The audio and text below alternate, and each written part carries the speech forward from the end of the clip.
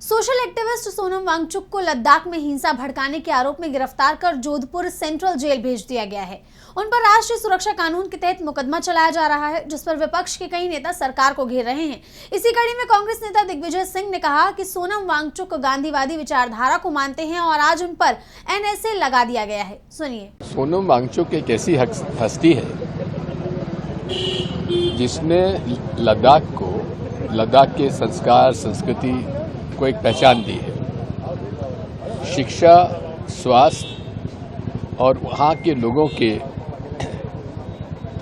लिए किस प्रकार से बेहतरीन व्यवस्था हो सकती है, उसका उनका उद्देश्य हमेशा से रहा है। यहाँ तक कि 2019 तक नरेंद्र मोदी जी उनके बड़े प्रशंसक थे, खुलकर प्रशंसा करते थे और देश में जितने भी पुरस्कार हैं उनको मिल चुके हैं। अब जब पिछले चुनाव हिल काउंसिल के हुए थे, पहली बात तो यह है कि यूनियन टेरिटरी की उनकी मांग थी, वो मान ली गई, आभार।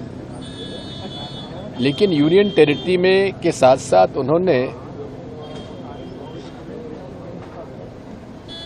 6 शेड्यूल यानी कि वो सारे अधिकार जो नॉर्थ ईस्ट में लोगों को मिले हुए हैं, वो अधिकार यहाँ भी मिलने चाहिए, क्योंकि यह 98% ट्राइबल्स हैं। इसलिए उन्होंने ये मांग रखी थी कि यहाँ 6 शेड्यूल भी लागू होना चाहिए। अब सेपरेट स्टेट ऑफ लद्दाख की तो मांग अमित शाह जी ने, भाजपा ने खुद ने मांग रखी थी कि सरकार हमको चुनाव जिता दो और हम आपको सेपरेट स्टेट भी देंगे और 6 शेड्यूल भी देंगे। अब उसका पालन करें।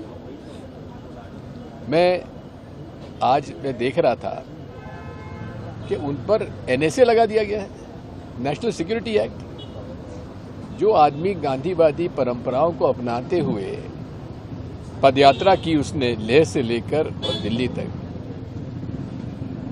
आमरण अनशन पे बैठा हुआ है, उसको आपने जेल भेज दिया। ये क्या तरीका है?